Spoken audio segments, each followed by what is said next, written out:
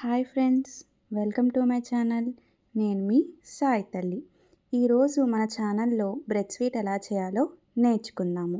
ఫస్ట్గా దీనికి కావాల్సిన ఇంగ్రీడియంట్స్ బ్రెడ్, నెయ్యి, నూనె, పంచదార, డ్రై ఫ్రూట్స్లో జీడిపప్పు, కిస్మిస్, బాదంని ఇలా హాఫ్గా కట్ చేసుకోవాలండి.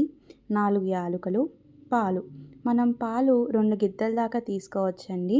కానీ మా దగ్గర గ్లాస్ మాత్రమే ఉంది, అందుకని గ్లాసే తీసుకున్నాము. ఇంకా మీ చాయిస్ అది. ఫస్ట్గా బ్రెడ్ స్వీట్ కోసం మనం లేత పాకం పట్టాలండి. ఈ లేత పాకం నేను చెప్పినట్టు చేయండి, మీకు పర్ఫెక్ట్ కన్సిస్టెన్సీలో వస్తుంది. మన దగ్గర గిద్ద గ్లాసెస్ ఉంటాయి కదండి ఇంట్లో, ఆ గ్లాస్తో 3 గ్లాసులు పంచదార తీసుకోండి. సేమ్ అదే గ్లాస్తో 1 గ్లాస్ వాటర్ తీసుకుని ఈ పంచదారని సిమ్లో పెట్టుకొని కరిగించుకోండి. మీరు ఈ లేత పాకం రావటానికి ఎప్పుడు సిమ్లోనే పెట్టుకోండి. హైలో పెట్టుకున్నారు అంటే మీకు లేత పాకం కరెక్ట్ కన్సిస్టెన్సీలో రాదు. సిమ్లో పెట్టుకొని ఇలా తిప్పుకుంటూ ఉండండి, అది కరిగిపోయిద్ది. ఇలా మంచి కన్సిస్టెన్సీలో వస్తుంది. కన్సిస్టెన్సీ చెక్ చేయడానికి ఇలా మీరు ప్రెస్ చేస్తే స్టిక్కీగా రావాలండి. ఆ తర్వాత ఒక పొయ్యి మీద బాండీ పెట్టుకొని సగం నెయ్యి, సగం నూనె వేసుకోండి. కావాలంటే మీరు మొత్తం నెయ్యితో అయినా వేయించుకోవచ్చు బ్రెడ్ పీసెస్ని, ఆయిల్తో అయినా వేయించుకోవచ్చు.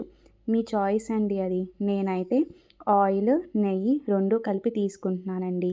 ఆయిల్ హీట్ అయ్యాక మన దగ్గర ఉన్న బ్రెడ్ పీసెస్ని ఇలా ఆయిల్లో ఫ్రై చేసుకోవాలండి. ఫ్రంట్కి, బ్యాక్కి తిప్పుకుంటూ. ఇది గోల్డెన్ బ్రౌన్ కలర్ వచ్చిన తర్వాత పక్కనున్న షుగర్ సిరప్లోకి వేసేసుకోండి.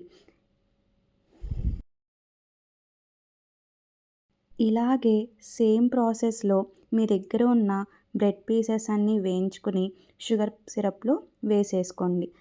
లేత పాకంలో వేసుకోండి.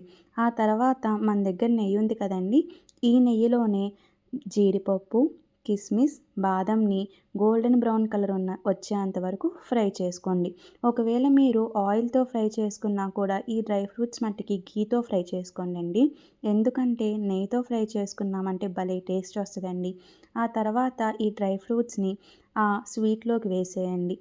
తర్వాత ఆ యాలకుల్ని పొడి చేసుకుని చల్లుకోండి. ఇప్పుడు పాలని హీట్ చేసుకొని ఈ బ్రెడ్ స్వీట్లో వేయండి. ఇలాగా దీన్ని కదిలించకుండా ఒక 1 అవర్ కానీ 2 అవర్స్ కానీ వదిలేయండి. అప్పుడు ఆ షుగరు, పాలు మొత్తం ఆ స్వీట్కి పడతాయండి.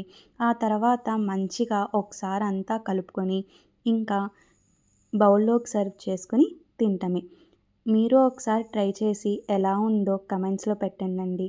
నాకైతే భలే నచ్చిందండి. Thank you. Please like, share and subscribe.